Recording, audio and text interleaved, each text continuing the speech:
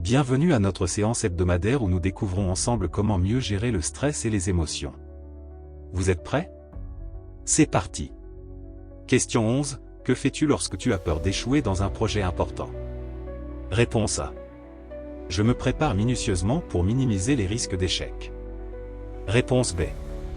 Je me concentre sur mes forces et mes réussites passées pour me rassurer. Réponse C. Je laisse la peur me paralyser et j'ai du mal à avancer. Réponse D. J'évite de penser à l'échec et me lance sans vraiment réfléchir. Pensez un moment à votre réaction. Chaque réponse est un indice sur votre gestion du stress. Alors, qu'avez-vous répondu? Pour gérer le stress de manière optimale, il est crucial de choisir des méthodes qui offrent des résultats à long terme. Les approches A et B sont des réponses constructives, tandis que C et D peuvent compromettre la réussite du projet. Explorons ensemble ce que vos réponses révèlent sur votre quête de calme. Se préparer et se concentrer sur ses forces permet de réduire la peur de l'échec. Laisser la peur prendre le dessus ou agir sans plan peut augmenter les risques d'échec. Chaque réflexion que vous faites sur vos réponses est un investissement dans votre bien-être. Continuez à nourrir cette intention. Question suivante, poursuivons. Question 12. Comment réagis-tu lorsque tu te sens accablé par des responsabilités familiales? Réponse A.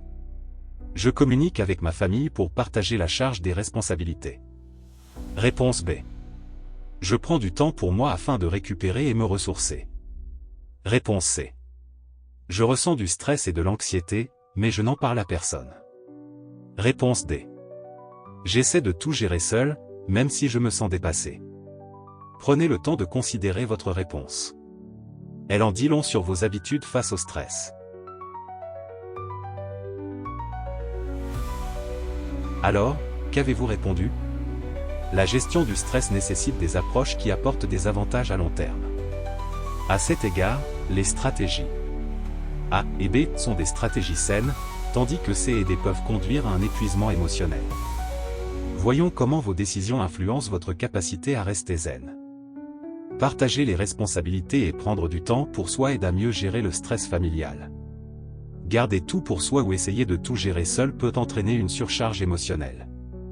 Vous êtes en train de construire un avenir plus calme et équilibré. Chaque pas compte, continuez ainsi. Prêt à découvrir? Allons-y. Poursuivons notre progression.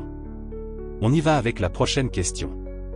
Question 13. Que fais-tu quand tu te sens dévalorisé au travail? Réponse A.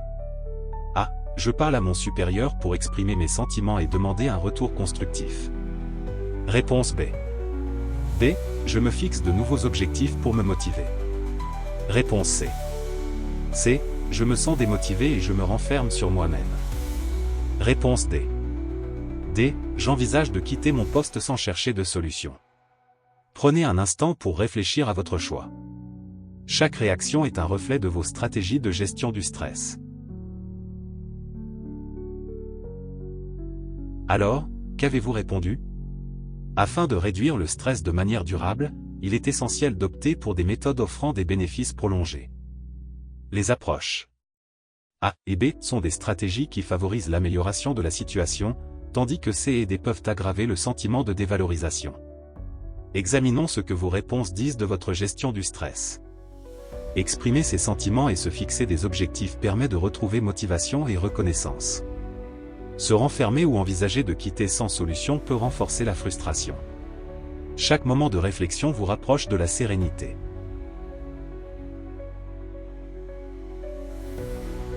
Continuez à avancer avec confiance sur ce chemin.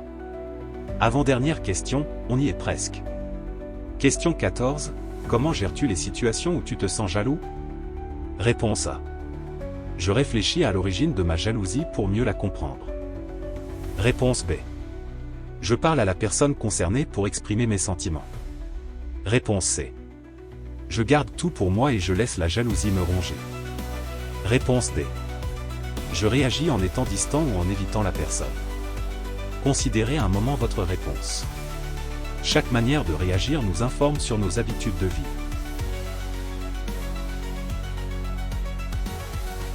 Alors, qu'avez-vous répondu? Pour une gestion du stress efficace, il est crucial de sélectionner des techniques ayant un impact positif durable. Les approches A et B sont des approches constructives, tandis que C et D peuvent amplifier la jalousie. Voyons comment vos choix peuvent vous aider à mieux gérer les défis quotidiens. Réfléchir et exprimer ses sentiments peut aider à dissiper la jalousie. Garder tout pour soi ou s'éloigner peut créer des tensions inutiles. Vous avez déjà fait le plus dur, commencez.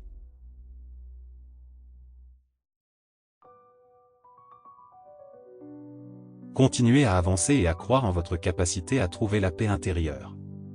Dernière question, terminez en beauté. Question 15, que fais-tu quand tu es confronté à une situation stressante inattendue? Réponse A.